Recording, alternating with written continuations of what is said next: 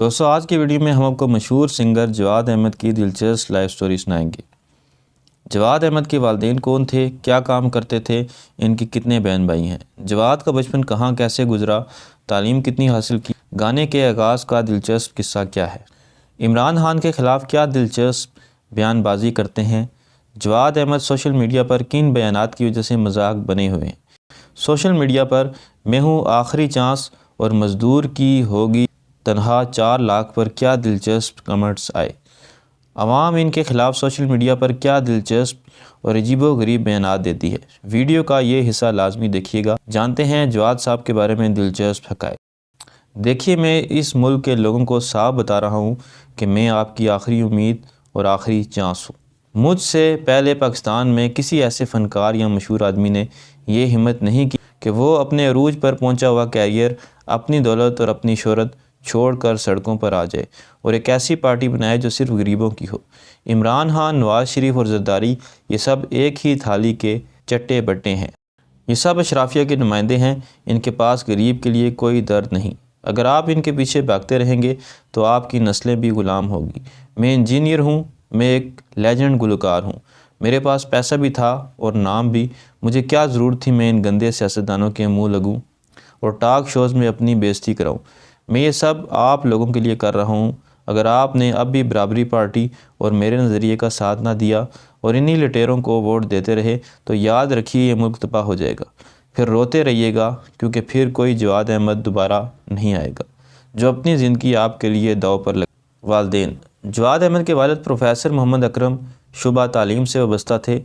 वो सियासत के एक मुमताज़ प्रोफेसर थे। उन्होंने अपनी पूरी ज़िंदगी दरस व तदरीस में गुजारी। जवाद अहमद के मुताबिक इनके वालिद एक इंतहाई सादा तबीयत, दयानतदार और असूल पसंद इंसान थे। जवाद अहमद अक्सर अपने वालिद का तस्करा करते हुए बताते हैं, इनके वालिद घर में अक्सर आलमी हालात, मार्क्सी नज़रियात, सोशलिज़म और गरीब तबके के हकूक़ पर बात करते थे। यही वो माहौल था जिसने जवाद अहमद को बाद में बराबरी पार्टी बनाने की तरगीब दी। इनके वालिद का ख्वाब था कि इनके बच्चे आला तालीम हासिल करें। जवाद अहमद ने अपने वालिद की ख्वाहिश का एहतराम करते हुए पहले मैकेनिकल इंजीनियरिंग की डिग्री मुकम्मल की और इसके बाद मौसीकी की दुनिया में कदम रखा। जवाद अहमद की वालदा भी अपने शोहर की तरह सियासत की प्रोफेसर थी। जवाद अहमद अपनी वालदा से बहुत करीब थे। जवाद अहमद अक्सर बताते हैं कि जब वो मौसीकी की दुनिया में जदोजहद कर रहे थे या जब उन्होंने सियासत का मुश्किल रास्ता चुना तो इनकी वालदा इनकी सबसे बड़ी सपोर्टर थी। बहन भाई जवाद अहमद के 3 भाई हैं और 1 बहन है। चूँकि वालिदैन ख़ुद प्रोफेसर्स थे, इसलिए तमाम बहन भाइयों ने आला तालीम हासिल की। जवाद अहमद के भाई भी ज़िंदगी के मुख्तलिफ़ शोबों में कामयाब पेशा वराना ज़िंदगी गुजार रहे हैं। इनकी बहन भी आला तालीम याफ्ता है। इब्तदाई ज़िंदगी जवाद अहमद 29 सितंबर 1970 को लाहौर में पैदा हुए।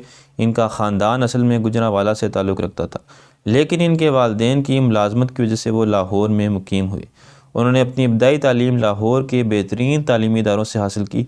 उन्होंने पाकिस्तान की मशहूर तरीन यूनिवर्सिटी UET लाहौर में दाखिला लिया और वहाँ से मैकेनिकल इंजीनियरिंग की डिग्री हासिल की।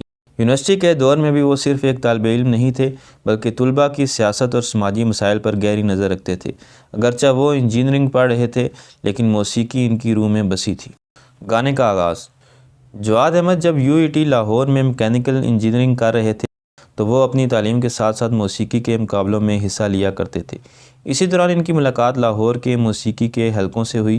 जवाद अहमद के कैरियर का बाकायदा आगाज़ पाकिस्तान के उस वक़्त के मशहूर तरीन बैंड जुपिटर से हुआ। ये बैंड उस वक़्त लाहौर की मौसीकी की जान समझा जाता था। इस बैंड के पहले मरकज़ी गुलकार अली अज़मत थे, लेकिन जब वो जुनून बैंड बनाने के लिए अलग हुए तो जवाद अहमद को जुपिटर्स का हिस्सा बनने का मौका मिला। जवाद अहमद ने इस बैंड के साथ मुख्तलिफ़ कॉन्सर्ट्स और लाइव शोज़ किए, जिससे इनका एतमाद बढ़ा और इन्हें इंडस्ट्री में पहचान मिलना शुरू हुई। जुपिटर्स के साथ कुछ अरसा काम करने के बाद जवाद अहमद ने महसूस किया कि इनके पास कहने के लिए अपनी कुछ बातें और धुनें हैं।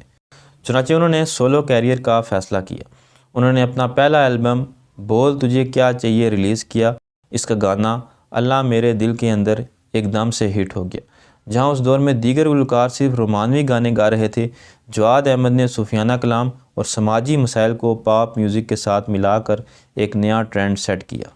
इनके गाने ओ कहंदिए, ढोलना और उच्ची मजाजा वाली ने न सिर्फ पाकिस्तान बल्कि भारत और दीगर मालिक में भी मकबूल बना दिया। दिलचस्प सियासी बयानात।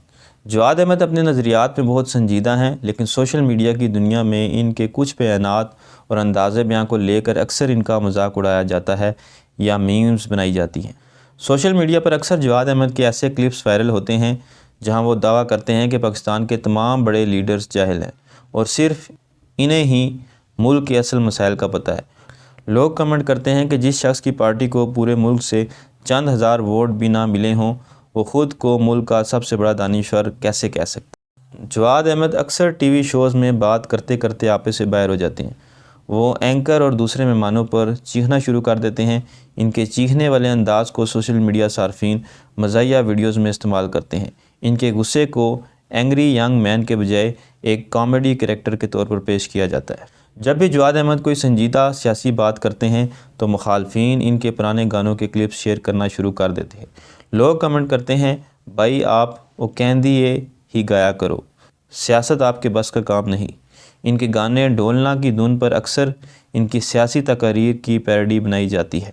जवाद अहमद का हर बात में सोशलिज़म और बराबरी लाना भी कुछ लोगों को अजीब लगता है। लोग सोशल मीडिया पर लिखते हैं, जवाद अहमद चाहते हैं कि अगर किसी के पास 2 रोटियां हैं तो वो एक रोटी ज़बरदस्ती छीन कर दूसरे को दे दे। इनकी इस इंतहा पसंदी बराबरी को लोग हकीकत से दूर समझते हैं और इसका मजाक उड़ाते हैं। 2018 के इलेक्शन में जब जवाद अहमद ने बड़े लीडरों के ख़िलाफ़ इलेक्शन लड़ा और इन्हें बहुत कम वोट मिले तो सोशल मीडिया पर इनका बहुत मजाक उड़ाया गया। लोग इनके इलेक्शन रिज़ल्ट के स्क्रीनशॉट शेयर करके कहते थे, जितने लोग आपके कॉन्सर्ट्स में आते हैं इतने तो आपको वोट भी नहीं मिले। इमरान खान के ख़िलाफ़ बयान। जवाद अहमद का वो इंटरव्यू जो सबसे ज़्यादा वायरल हुआ और जिस पर सोशल मीडिया पर तूफ़ान बरपा हुआ, वो इमरान खान और इनके जदोजहद के बारे में था। जवाद अहमद ने एक निजी वेब चैनल को इंटरव्यू देते हुए कहा था, इमरान खान ने कोई जदोजहद नहीं की, वो सिर्फ एक प्रोडक्ट हैं। उन्होंने मज़ीद कहा कि इमरान खान 22 साल तक सड़कों पर नहीं रहे, बल्कि वो अपने घर में आराम से रहते थे और सिर्फ जलसे करने निकलते थे। जवाद अहमद का ये कहना था कि असल जदोजहद वो होती है जो एक आम मज़दूर या वो शख्स करता है जिसके पास खाने को पैसे ना हो। इस बयान के बाद PTI के हामियों ने जवाद अहमद पर शदीद तनकीद की और इनका मजाक कुछ इस तरह उड़ाया गया। लोगों ने कहा कि जवाद अहमद को जब कोई नहीं पूछता तो वो इमरान खान का नाम लेकर शोहरत हासिल करने की कोशिश करते हैं। सोशल मीडिया पर मीम्स बनी कि इमरान खान के जलसे में जितने लोग कुर्सियां उठाते हैं, जवाद अहमद को इतने वोट भी नहीं मिले। मुखालफिन ने इनके गानों के बोल बदल कर सियासी जुमले कसे। मसलन इसके गाने वो कहंदी है को इमरान पर तनकीद से जोड़कर पैरोडी बनाई गई। तो दोस्तों, ये थी मेरी आज की वीडियो। मिलते हैं अगली वीडियो में, तब तक अल्लाह हाफ़िज़।